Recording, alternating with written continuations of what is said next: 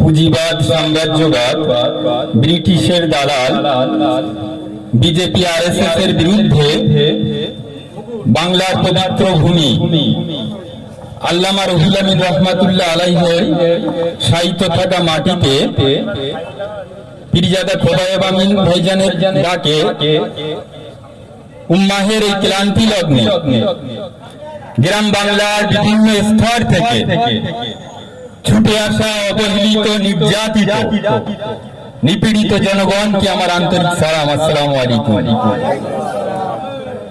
আমরা এই সবার মধ্য দিয়ে প্রত্যেকটা ডিপার্টমেন্ট, প্রত্যেকটা নাগরিক, প্রশাসন, প্রত্যেকটা দলকে জানিয়ে দিতে চাই, আমরা কারোর পক্ষে বিপক্ষে নয়, আমরা ইসলামের পক্ষে।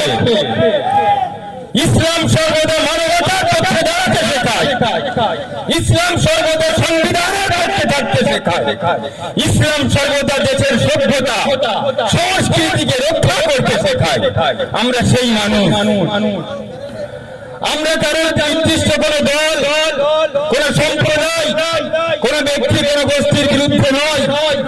আমরা তাদের বিরুদ্ধে যারা হিন্দু বাঁচানোর নামে প্রতিনিয়ত দলিত আদিবাসীদের নির্যাতন করে, দলিত আদিবাসীদের গণধর্ষণ করে, 80% ধর্ষণ করে, তার পক্ষে মিছিল করে, যারা হিন্দু প্রেমের নামে হিন্দুর রেলের জমিকে মুকেশ আম্বানি আর আদানির পকেটে পুরে দেয়।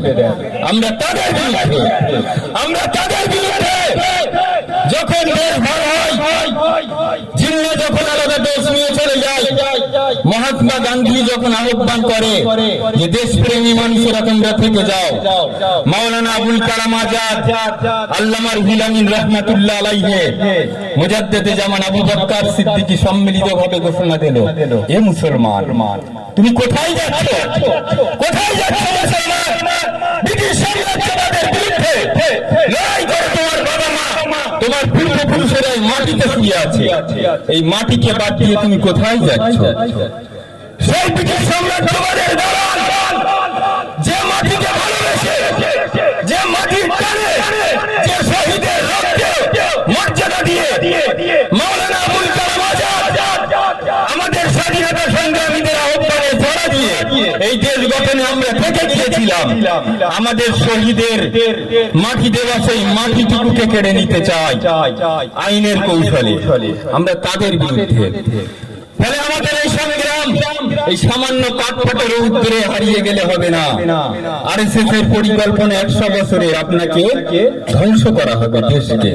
সেই 100 বছরের পরিকল্পনার বিরুদ্ধে আপনি লড়াই করবেন ছায়াই দাঁড়িয়ে, এটা হচ্ছে হাস্যকৌতুক ব্যাপার। জেএনইউতে আমরা যখন মুভমেন্ট করতাম, একটা স্টুডেন্টের কিছু 7টা করে মিলিটারি দিতে হতো আমাদেরকে থামানোর জন্য। আপনাদের কিছু দিয়েছে? ভাইজান তো একাধিকবার ডেকেছে, বলে আমি আহ্বান জানাবো, ওখানে একজন দাঁড়িয়ে থাকবে না, প্লিজ এখানে চলে আসার জন্য প্রত্যেককেই। কত সুশক্তিতে আগাবো। ফলে এই যে সাম্রাজ্যবাদী শক্তি, এই লড়াইটা আমাদের একদিনের নয়, এটা দীর্ঘদিন ধরে চালিয়ে যেতে হবে। ফলে এই শক্তির বিরুদ্ধে আমরা যেন একদিন লড়াই করে হাঁপিয়ে না যাই। লাস্ট কথা বলবো, কিছু সংঘ পরিবারের কিছু দালাল বলছে, বা কিছু উগ্র বিচ্ছিন্নতাবাদ শক্তি যারা তৎকালীন সময়ে নবীরামের হয়ে ব্রিটিশের পা চেপেছিল, আজকে তারা বলছে ইসলাম মুক্ত ভারতবর্ষ করতে চাই। এই মঞ্চ থেকে সম্মিলিতভাবে জানিয়ে দিতে চাই, পৃথিবীর মাটিতে কোন মা এখনো পর্যন্ত এমন সন্তানের জন্ম দেওয়ার শক্তি রাখেনি যে সন্তান এই সমাজ থেকে, এই দেশ থেকে ইসলামকে মুক্ত করবে। এটা চ্যালেঞ্জ। সংবিধানকে সাথে নিয়ে এই লড়াই হবে। প্রত্যেকটা সম্প্রীতিকামী, সংবিধানকামী মানুষকে সম্মিলিতভাবে সাথে নিয়ে এই লড়াই হারিয়ে যাওয়ার নয়। ফলে যখন যে মার্চেন্সি পিরিয়ডে সংঘ পরিবারের বিরুদ্ধে সংবিধানকামী মানুষকে আমরা ডাক দেব, আপনাদের পাবো তো ইনশাআল্লাহ।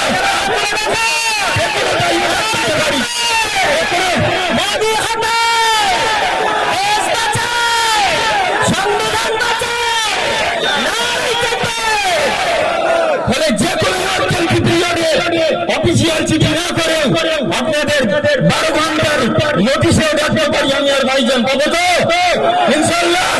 বসিরহাটের মাটিতে কোনো চক্রান্তকে দাঁড় করাতে দেব না, রাজি আছেন? বসিরহাটের মাটিতে কোনো চক্রান্তকে দাঁড় করাতে দেব না। বসিরহাটের মাটি আল্লাহর গুলামের, বসিরহাটের মাটি সম্প্রীতিকামী হিন্দু মুসলমানের। ফলে এই মাজারকে ঘিরে, এই মাটিকে ঘিরে যদি কোনো বিচ্ছিন্নতাবাদী শক্তি মাথা তুলে দাঁড়াতে চায়, আমরা সম্প্রীতিকামী হিন্দু মুসলমান সেই মাথাকে ভেঙে দেবো আইনি বলে।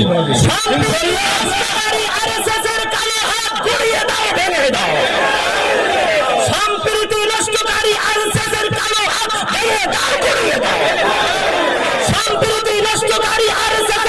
হাত ভেঙে দাও করিয়ে দাও। নারায়ে তাকবীর। ফলে আর দীর্ঘায়িত না, অনেক বক্তা রয়েছে। আমার একটু মাইগ্রেনের সমস্যা, আমি মঞ্চ থেকে নেমে যাচ্ছি, মাথা যন্ত্রণা করছে। যারা নেওড়া সহ বিভিন্ন কেন্দ্র থেকে এসছে, এই প্রোগ্রামকে সার্বিকভাবে সাফল্যমণ্ডিত করার দায়িত্ব আপনার। ফলে প্রোগ্রামকে পূর্ণাঙ্গভাবে সফল করার জন্য সকলকে সমানভাবে সহযোগিতা করতে হবে যাওয়ার পরে এবং এখানে থাকা অবস্থায় সর্বদা সুস্থভাবে সম্প্রীতির সাথে সৌভ্রাতৃত্বের সাথে আমরা যেন কোন বিচ্ছিন্নতাবাদী শক্তি, কোন পরিকল্পিত শক্তির ফাঁদে পা না দিই এবং শেষ পর্যন্ত প্রত্যেকের বক্তব্য সুস্থভাবে শুনে আমরা বাড়ি যাবো ইনশাআল্লাহ। যত বাড়ি, এটা সবাই রাজি আছে এই বলে এখানেই